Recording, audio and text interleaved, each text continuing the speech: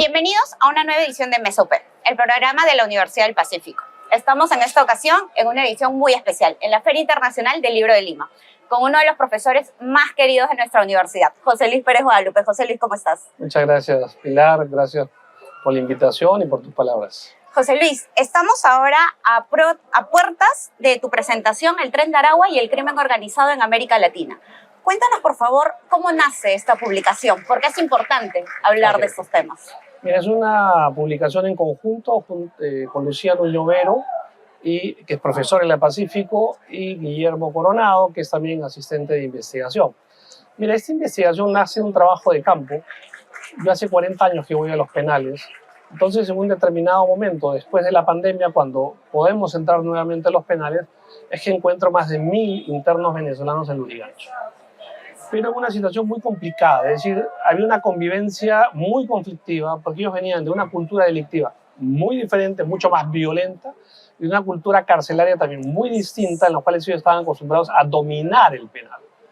Pero eso es literal, a dominar el penal. Ellos en Venezuela tenían armas en los penales, ellos decidían quién entraba, quién salía, cuánto tiempo se quedaba, o sea, los reyes del penal, y eso después, cuando fui investigando, fue una cosa oficial.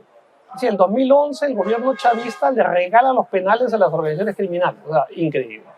Entonces, después de eso, yo voy a la capellanía, pertenezco ahí a la pastoral carcelaria, dijimos tenemos que hacer algo para que esto no termine en una masacre entre peruanos y venezolanos.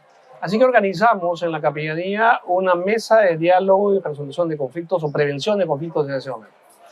Logramos ubicar a los líderes de los internos venezolanos.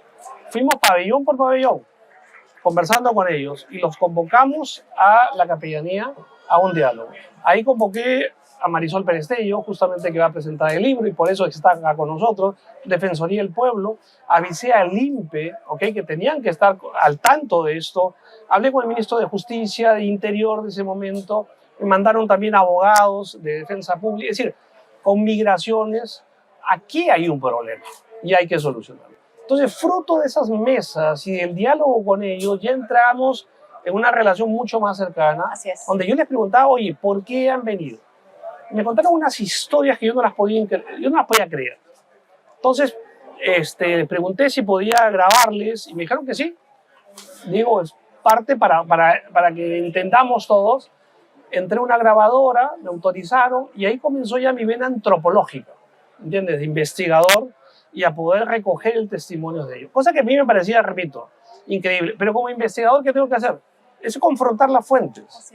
¿Entiendes? O sea, tengo fuente de primera mano, riquísima. Esos son los testimonios de la inmigración delictiva venezolana de primera mano.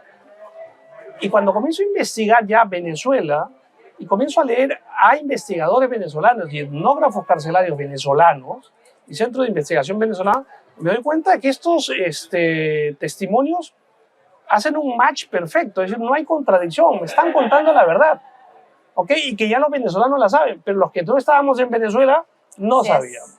Entonces ahí viene otra etapa, ya digo, de confrontar esto con la literatura, y ahí entra mucho Luciano Llovero, que me acompañó desde el comienzo en la cárcel, y con Guillermo Coronado, para hacer un repaso de toda la literatura, pero ya desde la perspectiva criminológica, para entender el fenómeno, y ahí es donde entramos ya a analizar las organizaciones criminales a nivel continental y entender la historia de esta banda criminal del Tren de Aragua, entender que no es el único tren en Venezuela, sino que existen variedad de trenes, que es un modelo de cómo funciona, cómo se crea, cómo se expande, por qué se expande. Y ahí comienzo a hacer una segunda ronda de entrevistas, pero ya con otra perspectiva, con una visión mucho más aguda, con preguntas puntuales, porque ya me había revisado la literatura.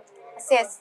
José Luis, y una consulta, ¿por qué es importante saber, por qué es importante tener el libro en nuestras manos? ¿Qué es el mensaje o cuál es el objetivo que tú buscas en esta publicación? Mira, es un tipo de delincuencia que no teníamos en el Perú.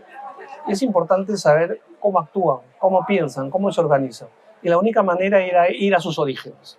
Entonces, entender que esta gobernanza criminal del Tren de Aragua parte de una gobernanza carcelaria, que ellos se consolidan en la cárcel, que su modo de organización criminal es muy distinto a los carteles mexicanos o colombianos o brasileños.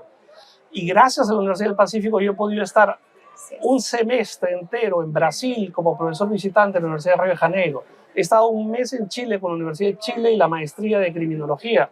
He estado varias veces en Colombia. Es decir, y ahora voy a seguir siguiendo la ruta del tren, digamos, voy a seguir investigando en otros países, que a través de eso, ya digo, es un trabajo de campo, no solamente con ellos, sino también en otros países, que me ha permitido entender un poco la lógica de, creo que al final nosotros planteamos un adelanto de lo que se podría hacer como política pública en seguridad, pero digo adelanto porque ya, como tú bien sabes, la universidad está preparando Agenda 2026. Así es. Que es la propuesta de la universidad para el próximo gobierno. Ahora que vienen las elecciones son 16 temas y con Lucía Nuño Vero, criminóloga, y conmigo estamos preparando esa propuesta en temas de seguridad ciudadana. Qué tan importante es todo lo que nos cuentas, José Luis. Y ya para terminar un poco esta conversación, ¿qué mensaje le puedes dar a las personas que están interesadas en adquirir tu libro? ¿Qué es lo que ellos van a encontrar? ¿Y cuál es también el propósito o objetivo que tú buscas con esta investigación? Mira, esto parte de una experiencia personal, de años también. Se convierte en una labor etnográfica, académica. De ahí viene un análisis netamente teórico, porque tiene un enfoque criminológico. Y lo que tratamos nosotros, en primer lugar, es de entender cómo funciona. Pero creo que todos como peruanos, y más aún a los que conocemos el tema, y hemos tenido alguna responsabilidad en la gestión pública, ahora como académicos nos corresponde dar a la población y explicar cómo funcionan estos modelos, porque yo creo que la única manera, y en este caso hay que decirlo claro, combatir el crimen organizado es conociendo cómo funciona. Si no, vamos a seguir dando palos de ciego, manotazos de abogado, que como ya sabemos, lo único que hemos conseguido en el Perú, que esto se profundice y todos seamos víctimas ahora de las extorsiones en el Perú.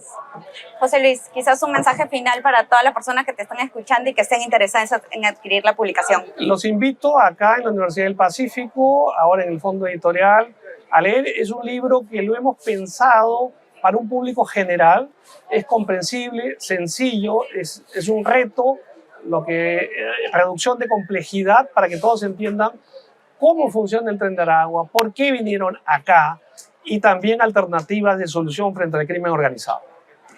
Muchas gracias, José Luis, por esta conversación. Gracias a ti, Pilar. Muchas gracias a todos nuestros seguidores. Los esperamos en una próxima edición de Mesa Open.